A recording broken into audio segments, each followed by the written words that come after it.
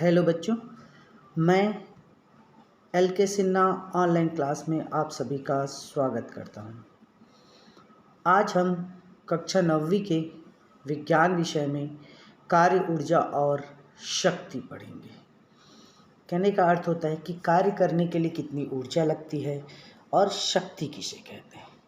इन सब का हम इस वीडियो पर अध्ययन करेंगे। तो इसमें सबसे पहले हम देखते हैं कार्य क्या है। कार्य का संबंध बल तथा विस्थापन से होता है। विस्थापन मैंने आप लोगों को पिछले अध्याय में समझाया था। बल वह बाह्य कारक है जो किसी वस्तु की स्थिति में परिवर्तन कर देता है, अर्थात बल का मात्रक न्यूटन है। तो बल बराबर क्या होता है? F=ma। मतलब बल जो है किसी वस्तु की दूरी में परिवर्तन करता है और m उसका द्रव्यमान है और a उसका त्वरण। यदि कोई वस्तु एक स्थान से दूसरे स्थान पर कोई चल रहा है, कोई व्यक्ति, तो वो उसके बल और किए गए दूरी पर विस्थापन करता है। अर्थात कार्य, बल और विस्थापन एक अदिश गुणनफल होता है। कार्य जो होता है बल और विस्थापन का अदिश गुणनफल होता है। अर्थात W बराबर क्या होता है? किया गया कार्य बराबर F×D। ये कार्य का सूत्र है, ठीक है। W बराबर कितना? F×D।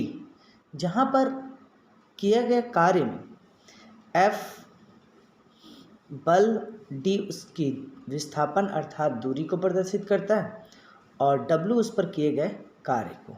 हमने थोड़ी देर पहले पढ़ा कि F कितना होता है? ma, अर्थात द्रव्यमान गुणित त्वरण होता है।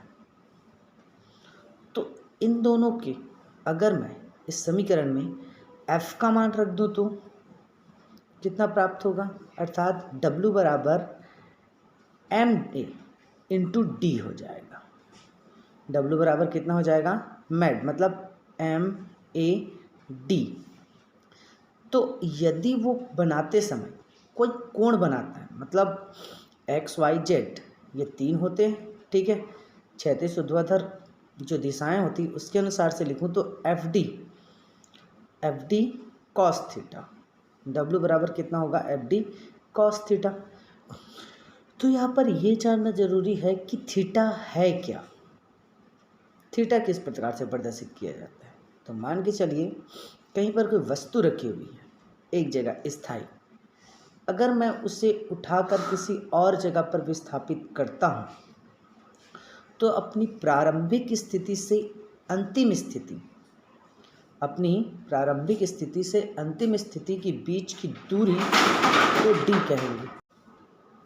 FD मतलब F जो है बल और D उसकी दूरी, और F द्वारा लगाए गए बल और उसकी दूरी के मध्य क्षैतिज में जो कोण बनता है, चित्र में आपको दिखाई दे रहा होगा, उसे ही कहते हैं हम कॉस थीटा कोण, ठीक है। इसके आधार पर हम किसी भी चीज़ की क्या कर सकते हैं? गणना कर सकते हैं। तो यही जो है वो F cos थीटा को प्रदर्शित करता है, FT cos थीटा। तो इसमें अगर D को बाहर निकाल दूं तो देखिए F और D मतलब दूरी और F के मध्य जो कोण बनता है उसी को हम थीटा कोण कहते हैं। तो किए गए कार्य बराबर पहले तो FD cos थीटा हुआ, इसमें से F cos थीटा को मैंने बाहर रख दिया, ठीक है। F cos थीटा को मैंने बाहर रखा तो D बाहर आ गया। अब किया गया कार्य की गणना करते हैं। किया गया कार्य मतलब किसी भी वस्तु पर बल लगाते हैं तो उसमें विस्थापन या जो परिवर्तन होता है उसे किया गया कार्य कहते हैं। तो इस कार्य के लिए बल और विस्थापन इन दोनों के अलावा उस वस्तु की आकृति में भी परिवर्तन हो सकता है या किसी भी रूप से कोई भी परिवर्तन हो सकता है, लेकिन ये बल किए गए कार्य के अनुसार निर्भर करे ये जरूरी नहीं, लेकिन कार्य पर बल निर्भर करता है ये जरूरी होता है। मतलब कहने का अर्थ होता है कि अगर हम किसी वस्तु बहुत बड़ी खंभा है उसे उठाने की कोशिश कर रहे हैं, अगर हम नहीं उठ रहे, हम बल तो लगा रहे हैं लेकिन हमारा किया गया कार्य क्या होगा? उस अवस्था में शून्य होगा। मतलब उस अवस्था में हमने कोई बल नहीं लगाया। तो यदि विस्थापन का मान शून्य है तो किया गया कार्य भी क्या हो जाता है? अपने आप शून्य हो जाएगा। तो ये विस्थापन का मान शून्य होने पर कार्य का मान भी शून्य होता है। कार्य ना होने की स्थितियाँ, देखो कौन कौन सी स्थिति हो जिस पर कार्य नहीं होता। ठीक है, यदि विस्थापन का मान शून्य है तो कार्य नहीं होगा।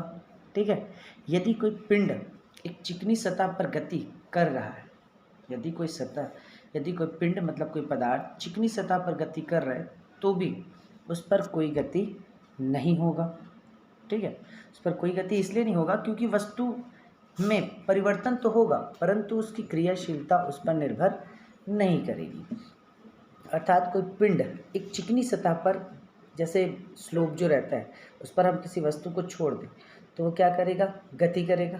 ठीक है, तो यदि कोई पिंड एक चिकनी सतह पर गति कर रहा है तो उसकी स्थिति या उसके बल पर कोई परिवर्तन नहीं होता। हाँ, परंतु एक चीज़ है कि बल और विस्थापन के मध्य कोण जो है, जो मैंने अभी थीटा बोला था, वो 90 अंश का हो जाता है। तो ये इसकी स्थितियों को प्रदर्शित करता है। इसको आप लिख के रखो। ये प्रश्न आता है कि कार्य न होने की स्थितियाँ कौन कौन सी हो सकती हैं।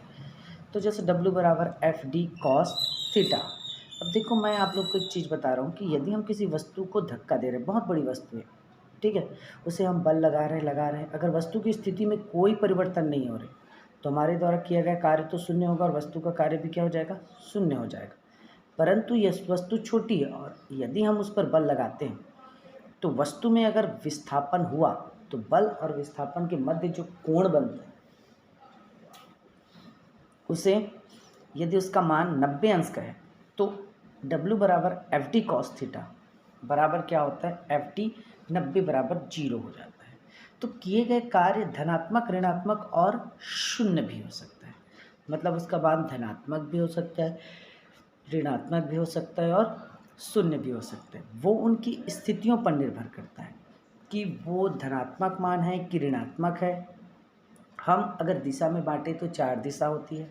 ठीक है, अगर वो एक सीधी पर है, ठीक है, तो कितना 0 अंश, अगर वो ऊर्ध्वाधर ऊपर की ओर है तो 90 अंश, परंतु बायां तरफ है तो 180 और अगर नीचे तरफ है तो उसका मान अलग हो जाएगा। मतलब कहने का अर्थ होता है कि 90 अंश बराबर क्या होता है, W बराबर प्लस ही, मतलब ऊपर 36 की ओर लेगा तो उसे हम धनात्मक वे में लेंगे और उसी के विपरीत अगर लेते हैं तो अब क्या लेंगे, ऋणात्मक वे में लेंगे। तो W का मान उस अवस्था में क्या हो जाएगा, 0 हो जाएगा। देखिए, एक समय धनात्मक ले रहे हैं और एक समय 0 ले रहे हैं। अभी थोड़ी देर पहले ही मैंने बताया कि अगर विस्थापन में थीटा का मान 90 है तो उसका W किया गया कार्य कितना हो जाएगा, 0 हो जाएगा। परंतु अगर 180 की तरफ है तो उसका मान क्या रहेगा, ऋणात्मक रहेगा। मतलब उसकी स्थितियों में परिवर्तन हो रही है लेकिन ऋणात्मक है। एक साइकिल सवार जितनी स्पीड से अगर साइकिल चला रहा है, ठीक है, तो याद रखिए उसकी नीचे जो टायरों में घर्षण होगा और उसकी जो गति है, ठीक है, वो उसके लगाए गए बल के क्या होता है, समानुपाती होता है। मतलब एक साइकिल सवार जब भी पैडल लगाएगा तो चक्का घूमेगा, उस अवस्था में जो बल लग रहा है देखो वो पीछे की तरफ लग रहा है और जो दूरी विस्थापन कर रही है वो सामने तरफ की कर रही है। पैडल से जो बल लगता है हमेशा पीछे की तरफ लगाते हैं हम बल को। ठीक है, तो F और D एक दूसरे की क्या है, बिल्कुल विपरीत है, एक दूसरे के विपरीत है और बराबर है भाई। तो ये कितने अंश का कोण बनाता है, ये 180 अंश का कोण बनाता है। मतलब यही किया गया कार्य कहलाता है। तो W बराबर क्या होता है, F इंटू डी, क्या होता है, F इंटू डी, अर्थात F D cos theta, F D cos theta के मान के बराबर होता है। तो एफ डी कॉस थीटा का मान कितना हुआ, 180, कितना हुआ, 180 मान प्राप्त हुआ। अब इसी कार्य की मात्रा को, ठीक है, हम ऋणात्मक लिख सकते हैं। कैसे, W बराबर एफ डी, क्यों, क्योंकि बल जिस दिशा में लग रहा था विस्थापन जस्ट उसके विपरीत दिशा में था, तो इसीलिए मैंने अभी थोड़ी देर पहले लिखा था। बैठ फिर समझाता हूँ। तो गतिज ऊर्जा किसे कहते हैं, किसी भी वस्तु गतिशील रहती है तो उसमें जो ऊर्जा लगती है उसे गतिज ऊर्जा कहते हैं। अर्थात किसी पिंड में गतिज ऊर्जा उस पिंड की गति के कारण होती है। उस पिंड के गति के कारण उसमें गतिज ऊर्जा होती है। तो गतिज ऊर्जा की एक सिंपल सी परिभाषा होती है, किसी भी गतिशील वस्तु में जितनी ऊर्जा निहित होती है वह उसकी गतिज ऊर्जा कहलाती है। मान के चलिए कोई वस्तु स्थिर है, यानी के का मान क्या है, 0 है। मान लो कोई वस्तु स्थिर है, के का मान क्या है, 0 है। तो यदि वस्तु का वेग फिर एफ पर लगाने से क्या हो गया, v वेग हो गया। तो वस्तु v वेग से गतिशील कर रही है तो उसका मान कितना रहेगा, v 0 तो नहीं रहेगा, उसका वेग उस समय कितना हो जाएगा, v हो जाएगा। अर्थात गतिज ऊर्जा बराबर के बराबर कितना होता है, 1/2 mv², यानी k इक्वल टू 1/2 mv² होता है। ये काइनेटिक एनर्जी अर्थात गतिज ऊर्जा का सूत्र है। और गतिज ऊर्जा एक अदिश राशि है जिसकी कोई दिशा नहीं होती। इसका मात्रक किलोग्राम या मीटर स्क्वायर सेकंड प्रति स्क्वायर होता है। यह विमी सूत्र की बात करें तो mL/T-2 होता है। अब इसका उदाहरण देखो, यदि किसी वस्तु का वेग 3 मीटर प्रति सेकंड है, अर्थात मीटर में कितना, 5000, इसका द्रव्यमान कितना है, 5000 ग्राम है। और यदि इस वस्तु की हमें गतिज ऊर्जा ज्ञात करनी है तो हमारे पास फार्मूला क्या है, k इक्वल टू 12 mv²। तो हमारे पास m का मान भी है और v का मान भी है। दोनों मानों को रख कर अगर हम इसे काटते हैं 2 से, ठीक है। अब देखिए पहले तो ग्राम को किलोग्राम में बदला और मीटर प्रति सेकंड को मीटर प्रति सेकंड में ही रखा है, ठीक है। तो इन दोनों का गुणा होगा तो कितना हो जाएगा, ये 5k और ये कितना हो जाएगा 9k, क्योंकि स्क्वायर है mv का।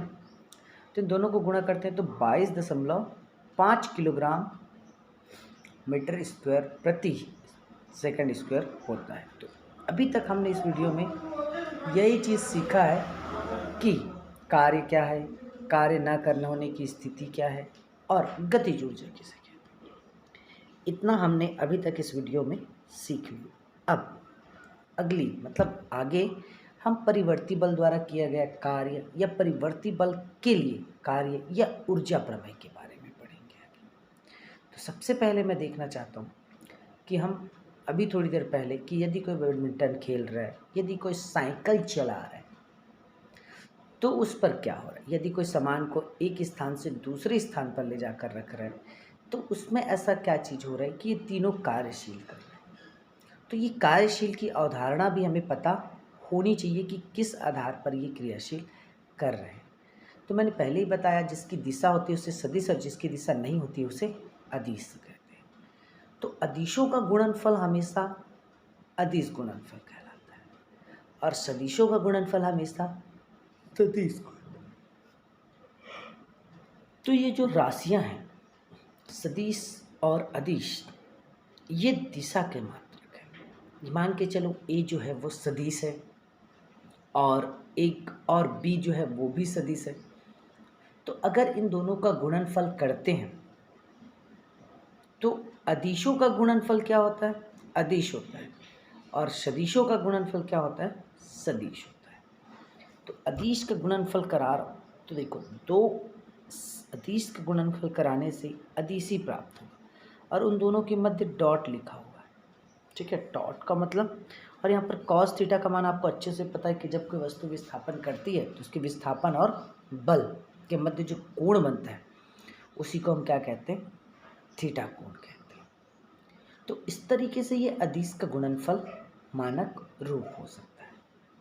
अब आगे हम ये देखते हैं कि अदिशों की गुणनफल के आधार पर अगर हम किसी ए बी इक्वल टू कितना लिख रहा हूँ मैं, ए बी कॉस थीटा लिख रहा हूँ, तो यदि ए को कॉमन ले लो तो कितना बचेगा, बी कॉस थीटा।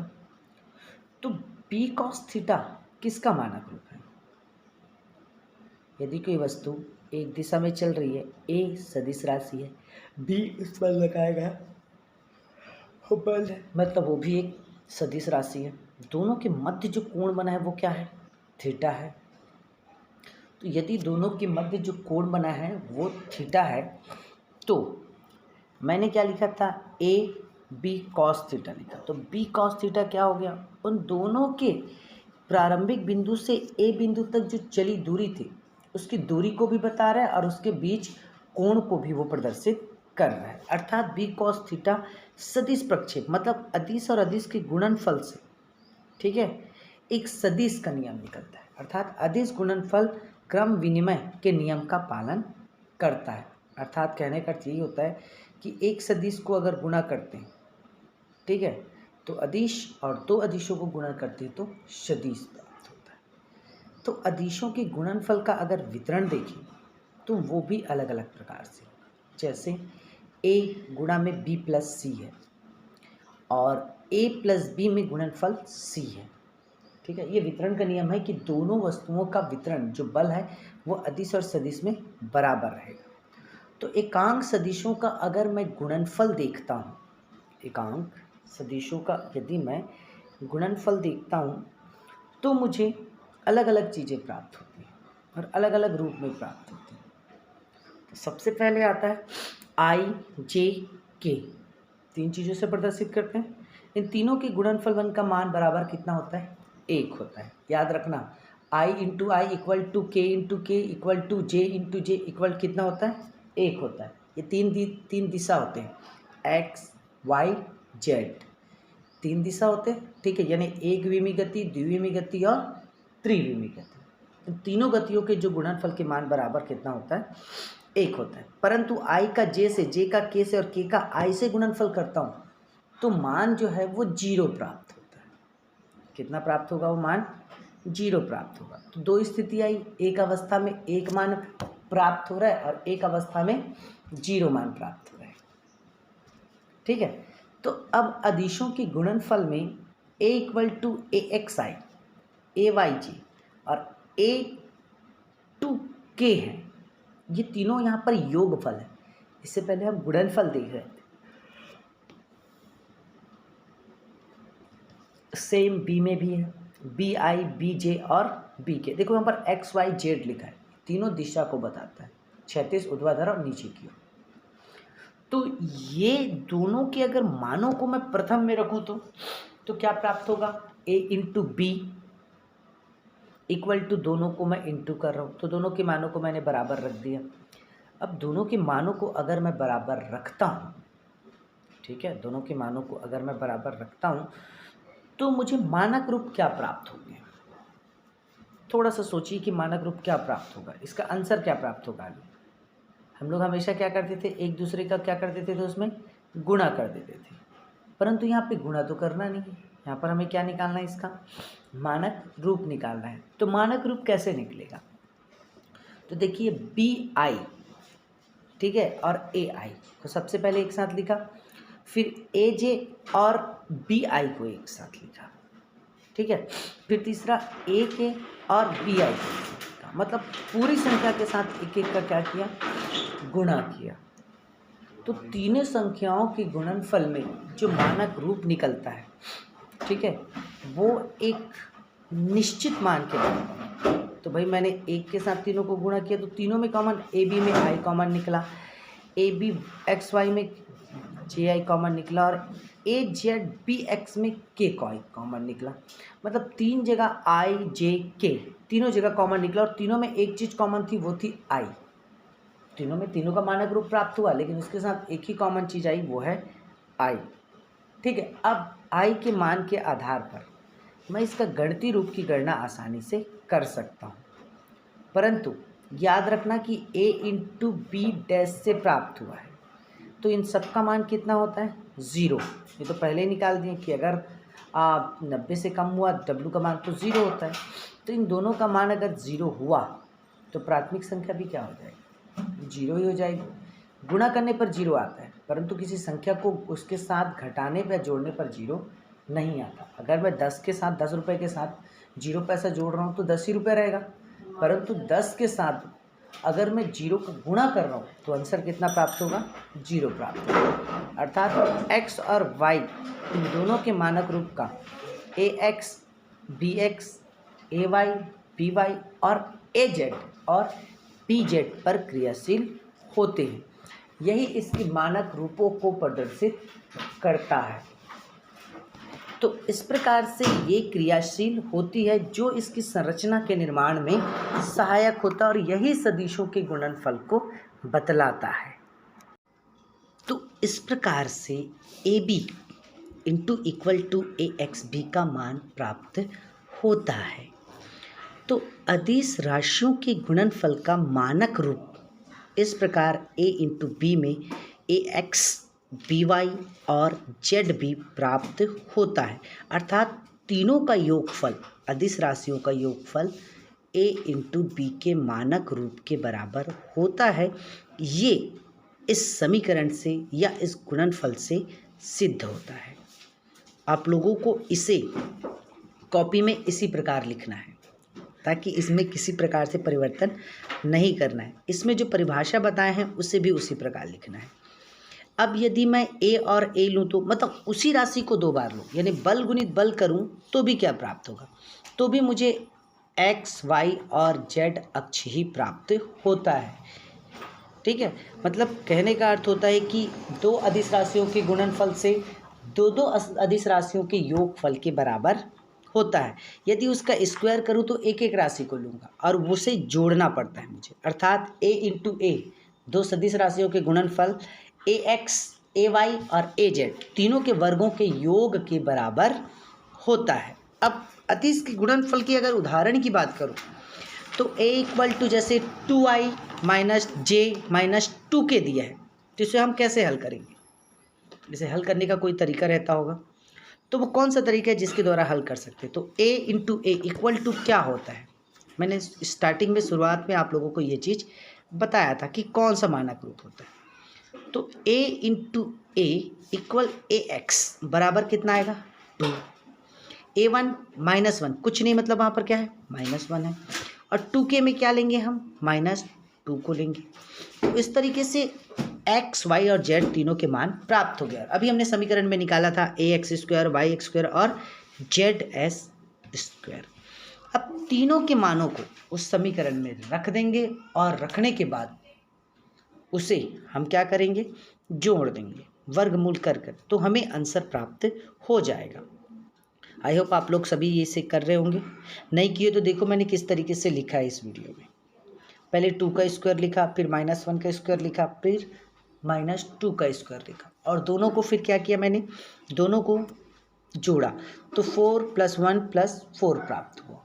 इतना प्राप्त हुआ, पर इन दोनों को और जोड़ते तो कितना होगा, 4 + 4 8 और 1 जोड़े तो 9, अर्थात दो सदिशों का गुणनफल a into A equal to कितना आया 9 आया। अर्थात कहने का अर्थ यही होता है कि हम इसकी सहायता से अदिश राशियों का गुणनफल भी ज्ञात कर सकते हैं। अब हमारे पास आता है एक दूसरा प्रमेय जिसे कहते हैं हम कार्य ऊर्जा प्रमेय या तृतीय शुद्धिकरण गतिकी के समीकरण, मतलब गति के समीकरण को स्पष्ट करता है। इससे पहले अध्याय में मैंने गति का समीकरण बताया था, तो उसी को फॉलो करता है। तो शुद्ध गतिकी समीकरण जो है वो v² - u² equal to 2as के मान के बराबर होता है। तो v² - u² equal to 2as, v उसकी अंतिम वेग है, u उसका प्रारंभिक वेग है, a उसका त्वरण है और s उसकी दूरी है, विस्थापन है। तो दोनों के मानों को अगर मैं रखता हूँ और 2s का मान m, त्रिमान as को रखता हूँ, तो kf - kt इक्वल टू कितना होगा fs। ठीक है, मतलब प्रारंभिक वेग अंतिम वेग बराबर कुल वेग, क्योंकि fs बराबर क्या होता है w, अर्थात किया गया कार्य। तो किए गए कार्य के बराबर अगर इसका मानक रूप आता है तो मुझे आसानी से पता चल जाएगा कि इसके किए गया कार्य कितना होता है। यानी कहने का अर्थ होता है कि वस्तु की प्रारंभिक और अंतिम स्थिति के बीच की दूरी को ही हम किया गया कार्य कहते हैं। अब अगला चीज आता है ऊर्जा और शक्ति।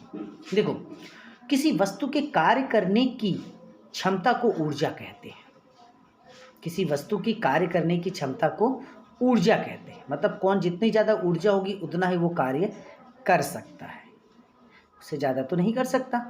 ठीक है, तो उसे क्या कहते हैं हम, ऊर्जा कहते हैं। तो शक्ति किसे कहते होंगे। देखो, शक्ति और ऊर्जा दोनों एक दूसरे के मानक रूप है, परंतु फिर भी दोनों में क्या पाया जाता है, अंतर पाया जाता है। ठीक है, तो पहला अंदर तो आपको समझ में, परिभाषा भी समझ में आ गई। अभी तो कार्य करने की जो दर होती है उसे हम कहते हैं शक्ति। तो ये दोनों की परिभाषाओं को मैं स्पष्ट रूप से बता रहा हूँ, इसमें नोट्स भी है तो इसे आप लोग लिख लोगे, इसमें परिभाषाएं भी हैं। तो किसी वस्तु के कार्य करने की क्षमता, मतलब भाई एक बच्चा 1 मिनट काम कर सकता है, कोई बड़ा 12 घंटे काम कर सकता है, तो वो उसकी क्या हो गई, अधिक ऊर्जा और कम ऊर्जा वाली बात हो गई। शक्ति मतलब कार्य करने की दर। देखो एक छोटा बच्चा धीमी गति से ही साइकिल चला सकता है, लेकिन एक बड़ा बच्चा बहुत तेजी से साइकिल भी चला सकता है। तो कार्य 1 सेकंड प्रति सेकंड में कितनी शक्ति लगाता है, वही उसकी क्या कहलाती है, कार्य करने की दर कहलाती है। अब अगर मात्रक की बात करूं तो ऊर्जा का ऐसा ही मात्रक क्या होता है, ऊर्जा का ऐसा ही मात्रक जूल है। ऊर्जा का ऐसा ही मात्रक जूल है, जबकि कार्य का ऐसा ही मात्रक क्या है, वॉट है। ठीक है, कार्य का ऐसा ही मात्रक क्या है, वाट है। अर्थात कार्य करने की दर को ही क्या कहते हैं, हम शक्ति कहते हैं। इसीलिए शक्ति का मात्रक भी क्या होगा, वाट होगा। ठीक है, तो ये हुआ दोनों के ऐसा ही। अब तीसरा ऊर्जा, इसमें समय का महत्व नहीं होता। ऊर्जा जो लग रही है उसमें समय का महत्व नहीं होता कि समय कितना, क्या और किस प्रकार लग रहा है। लेकिन शक्ति में समय का महत्व होता है, क्योंकि उसमें इकाई समय को गिना जाता है, एक निश्चित समय पर कार्य करने की दर को गिना जाता है, इसलिए उसमें समय का महत्व होता है। और अगर चौथे पॉइंट की अगर मैं बात करूं, ठीक है, तो कोई भी वस्तु जिसमें ऊर्जा है कार्य कर सकती है। अगर उसमें वस्तु में ऊर्जा है तो वो कार्य कर सकती है, बिना ऊर्जा की कोई वस्तु कार्य नहीं कर सकती। और शक्ति जो है वो ऊर्जा का रूपांतरण है, जिससे हम लोग बहुत सारी मशीनें चलाने में, जैसे कि विद्युत ऊर्जा, प्रकाशीय ऊर्जा, ये सब में उपयोग करते हैं। अगर इनके विमी सूत्रों की बात करूं तो विमी सूत्र ऊर्जा का m(L)2 और T(-2) होता है। जबकि अगर शक्ति के विमी सूत्र की बात करूं तो m(L)2 और T कितना होता है, -3 होता है। तो ये विमी सूत्र दोनों के अंतर को बतलाता है। भाई एक अंतर ऊर्जा का हुआ और दूसरा शक्ति का। तो इस प्रकार से शक्ति के 4 और एक विमी सूत्र करके 5 अंतर हुए। उसी प्रकार अगर इनके ऊर्जा के मात्रकों को माने तो 1 किलोवाट घंटा बराबर कितना होता है, 1 यूनिट होता है। याद रखना 1 किलोवाट kWh बराबर कितना होता है, 1 यूनिट होता है, जिसका मान 3.6 गुनी 10⁶ जूल के बराबर होता है। ये इसका मात्रक का मानक रूप है। हम कैसे यूनिट में, हमारे घर बिजली बिल आता है तो यूनिट में आता है ना कितनी ऊर्जा क्षय हुई, तो उस संबंध में हम इसको ज्ञात कर सकते हैं। अब अगर वाट की बात करूं तो वाट का भी उसी प्रकार रहता है, परंतु इसका भी एक अलग मानक रूप के द्वारा हम क्या कर सकते हैं, उसे भी व्यक्त कर सकते हैं या बता सकते हैं। अर्थात एक अश्व शक्ति बराबर 746 वाट होता है। एक अश्व शक्ति बराबर कितना, 746 वाट के बराबर होता है। कभी कभी प्रश्न आता है कि एक अश्व शक्ति बराबर कितना होता है, तो वो होता है भाई 746 वाट। और याद रखना कि दोनों के दोनों जो हैं वो क्या है, एक अदिश राशि है। क्या है, एक अदिश राशि है। तो आज मैंने ये जो वीडियो में आप लोगों को जितना समझाया, इसमें बहुत सारे नोट्स भी दिए हुए हैं। इन नोट्स को आप लोगों को लिखना है, याद करना है, ठीक है, क्योंकि आने वाले जो टेस्ट है उसमें इसी में से प्रश्न आएंगे। विशेष तौर पे कार्य, गतिज ऊर्जा, शक्ति किसे कहते हैं, और गतिज ऊर्जा की परिभाषा या इसका सूत्र, ये भी आप लोगों के इसमें आ सकता है। ठीक है, तो इसे आप लोग अच्छे से कॉपी में लिख लेंगे और कोशिश करेंगे कि उसे आज शाम तक लिखकर मुझे व्हाट्सएप या टीच मीट में सेंड कर देंगे। अगर किसी बच्चे को ये चीज़ समझ में नहीं आया, जैसे कि मैंने गति की परिभाषा बताई कि किसी वस्तु को, गतिशील वस्तु में जितनी ऊर्जा निहित रहती है वह उसकी गतिज ऊर्जा कहलाती है। कार्य करने की क्षमता को हम ऊर्जा कहते हैं, और कार्य करने की शक्ति या दर को हम क्या कहते हैं, शक्ति कहते हैं। ठीक, किसी बल वह बाह्य कारक है जो किसी वस्तु की स्थिति में क्या कर देता है, परिवर्तन कर देता है। तो इस प्रकार से हमारे दैनिक जीवन में हम किसी सामान को उठाते हैं, उठाकर लेकर जाते हैं, तो ये सब क्रियाएं जो होती है वो इसी के आधार पर होती है और हमें इसे इसी आधार पर ही याद करना है ताकि हमारे दिमाग में ये चीज़ें स्पष्ट हो जाए कि ये क्रियाशील किस प्रकार होती है, इसके कार्य क्या होते हैं और ये किस प्रकार से कार्य करती है। तो आज के लिए बस इतना ही। आप सभी को समझ में आया होगा। Thank you very much.